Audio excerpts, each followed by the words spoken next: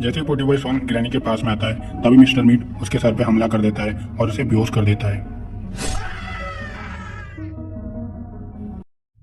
गुल्ली गुल्ली और सौंदर्य पोटी बॉय तीनों पार्क में बैठे हुए हैं और तीनों डिस्कस कर रहे हैं कि इस संडे को कहाँ पे घूमने जाया जाए।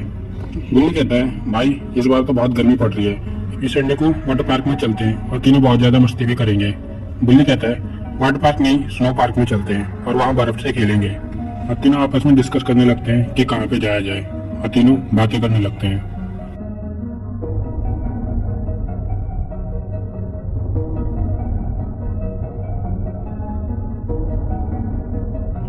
तीनों आपस में डिस्कस कर ही रहे थे कि उन्हें एक बाइक की आवाज आती है।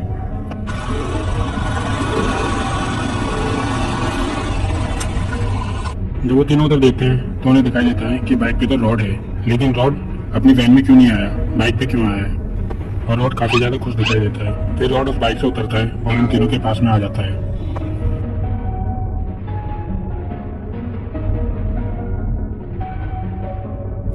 जैसे ही रॉड इन तीनों के पास में आता है तभी सौंदर्य पोटी बॉय बोलता है, अरे रॉड भाई तुम बाइक पे क्यों आए हो और तुम्हारी वैन कहाँ गई है और तुम इतनी ज्यादा खुश क्यों दिखाई दे रहे हो, बताओ रॉड भाई बताओ ना।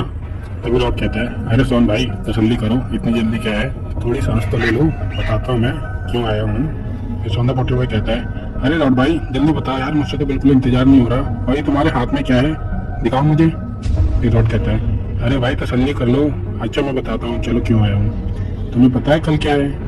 सौंदर्य पोटी बॉय कहता है, अरे भाई कल तो संडे है। अरे संडे तो है लेकिन कल मेरा बर्थडे है।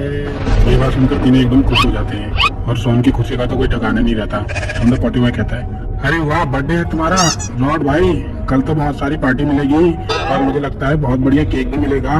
रॉड कहता है, अरे हाँ सौंदर्य पोटी बॉय, तुम्हारे लिए तो स्पेशल केक मंगवाया है मैंने और ये कार्ड है, ये तुम्हारे लिए इन्विटेशन कार्ड है और तुम तीनों को जरूर आना है मेरे बर्थडे पे। फिर गुल्ली कहता है, ठीक है भाई बर्थडे पे तो आ जाएंगे, लेकिन ये तो बताओ आना कहाँ पे है। फिर रॉड कहता है, तुम लोगों को कहाँ पे आना है ये सारा पता इस लिफाफे के अंदर लिखा हुआ है और तुम्हें एकदम सही समय पे आना है, बिल्कुल भी लेट मत हो जाना। और हाँ बाबा को साथ लेके आना, क्योंकि मैं चाहता हूँ कि मेरे बर्थडे में बाबा जरूर आए और बाबा आएंगे तो मुझे बहुत ज्यादा अच्छा लगेगा। फिर तीनों राजी हो जाते हैं और गुल्ली बोलता है, क्यों नहीं भाई, हम तो बाबा को जरूर लेके आएंगे और तुम्हारा बर्थडे है और तुमने भूला है और हम ना माने, ऐसा हो ही नहीं सकता। तुम टेंशन मत लो, हम तीनों के साथ साथ बाबा भी तुम्हारे बर्थडे में आएंगे। फिर रॉड कहता है, ठीक है भाई अब मैं चलता हूँ, क्योंकि मुझे बर्थडे की बहुत सारी तैयारी भी करनी है। और इतना कहके रॉड अपनी बाइक की तरफ जाता है, बाइक स्टार्ट करके अपने घर की तरफ चला जाता है। अब तो तीनों का प्लान बन गया है कि अब वो संडे को कहाँ पे जाएंगे और अब तीनों डिस्कस करने लगते हैं कि वो कौन से कपड़े पहनेंगे, क्योंकि तीनों को रॉड के बर्थडे में बहुत ज्यादा मस्त दिखना है, इसलिए वो अपने कपड़े का डिस्कस करने लगते हैं।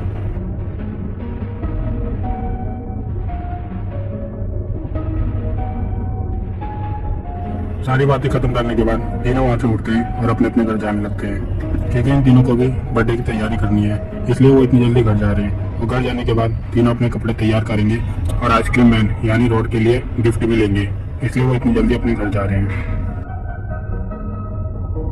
अगले दिन गुल्ली गुल्ली सौंदर्य पोटी बॉय और बाबा चारों उस जगह पे आ जाते हैं जिसका पता रॉड ने दिया था, लेकिन ये जगह बहुत ही अजीब गरीब है और ये जगह समुंदर के बीचों बीच है, इसलिए सौंदर्य पोटी बॉय को थोड़ा डर भी लग रहा है, लेकिन ये जगह बहुत ज्यादा सुंदर भी है, इसलिए चारों बहुत ज्यादा खुश भी है।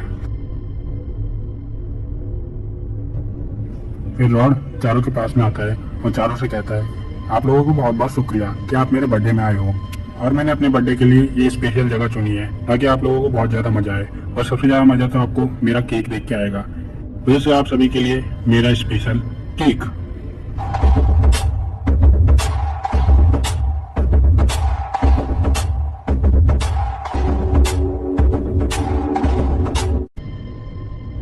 इस केक को देख के तो सौंदर्य पोटी बॉय के मुंह में पानी आ जाता है और वो चाहता है कि बिना केक कटे वो चुपके से इस केक को खा ले, लेकिन गुल्ली बिल्ली के होते हुए वो इस केक को नहीं खा सकता, क्योंकि अगर सौंदर्य पोटी बॉय ने चुपके से इस केक को खाया तो गुल्ली बिल्ली सौंदर्य पोटी बॉय की धुनाई कर देंगे। और अब सौंदर्य पोटी बॉय अपना दिमाग चलाने लगता है कि किस तरह से गुल्ली बिल्ली को कहीं और भेजा जाए ताकि वो चुपके से केक खा सके। रॉड कहता है कि अभी थोड़ी देर बाद केक काटा जाएगा, क्योंकि कुछ और मेहमान आने के लिए हैं, तब तक चलिए हम इस जगह को और ज्यादा सजा दें जिससे ये जगह और ज्यादा सुंदर लगने लगे। इतना कहके वो सभी लोग आगे बढ़ने लगते हैं, लेकिन सौंदर्य पोटी बॉय वहीं पे खड़ा रहता है क्योंकि वो चुपके से इस केक को खाने वाला है। गुल्ली गुल्ली बाबा और रॉड ये चारों अंदर की तरफ चले जाते हैं क्योंकि इन्हें और ज़्यादा सजावट करनी है। लेकिन सौंदा पोटे बॉय उसी जगह पे खड़ा है और केक को खाने का प्लान बना रहा है। और वो सोचने लगता है कि सब लोग तो चले गए, अब जाके चुपके से केक चुरा के खाया जाए। और इतना सोचने के बाद वो चुपके से केक के पास जाने लगता है ताकि कोई इसके पैरों की आवाज़ ना सुन पाए।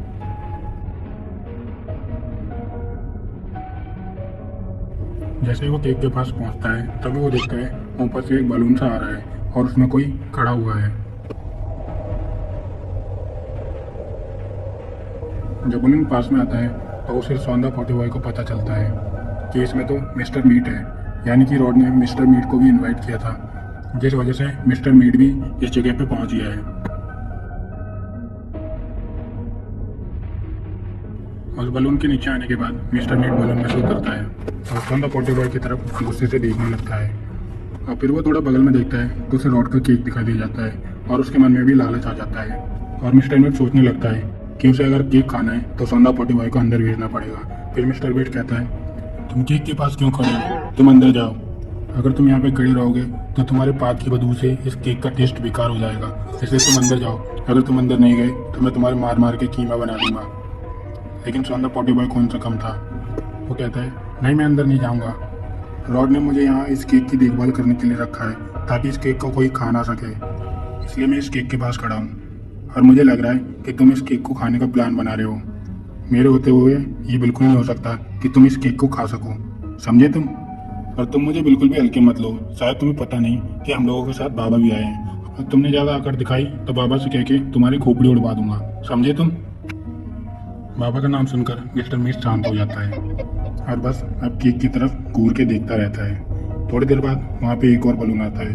अब मिस्टर मीट और सौंदा पोटे बॉय बलून की तरफ देखने लगते हैं कि अब कौन आ गया है। थोड़ी देर बाद उन्हें पता चलता है कि इस बलून में तो ग्रैनी आई हुई है, यानी कि रॉड ने ग्रैनी को ही बुलाया है। लो भैया, ऐसा लग रहा है कि गुल्ली गुल्ली के सारे दुश्मन इस बर्थडे में आएंगे, लेकिन इन तीनों को डरने की जरूरत नहीं है क्योंकि बाबा इन लोगों के साथ में है। फिर नीचे आने के बाद ग्रैनी मिस्टर मीट से हाथ मिलाती है और उससे उसके हालचाल पूछने लगती है।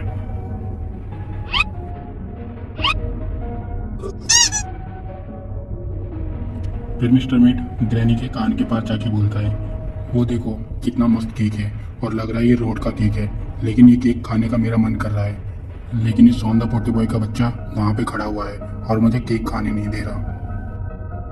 ग्रैनी भी उस केक की तरफ देखती है तो उसे भी लगता है ये केक तो बड़ा स्वादिष्ट है और अब ग्रैनी का भी मन केक खाने का करने लगता है। फिर ग्रैनी मिस्टर मीट से कहती है, क्यों ना हम सौंदा पोटे बॉय को मार के बेहोश कर दें और कहीं पे छुपा दें और उसके बाद सारा केक खा जाएं और सौंदा पोटे बॉय पे केक चुराने का नाम लगा दें। कैसा लगा मेरा प्लान, बताओ बताओ? मिस्टर मीट कहता है, प्लान तो बहुत अच्छा है, लेकिन हाँ ज़्यादा केक मैं खाऊंगा क्योंकि सौंदा पोटे बॉय को मैं बेहोश करूंगा और मुझे उसे छुपाना पड़ेगा जिसमें बहुत ज़्यादा मेहनत लगेगी, इसलिए ज़्यादा केक मैं ही खाऊंगा। फिर ग्रैनी राजी हो जाती है। फिर ग्रैनी और मिस्टर मीट प्लान बनाने लगते हैं कि किस तरह से सौंदा पोटे बॉय को बेहोश किया जाए और कहाँ पे उसे छुपाया जाए।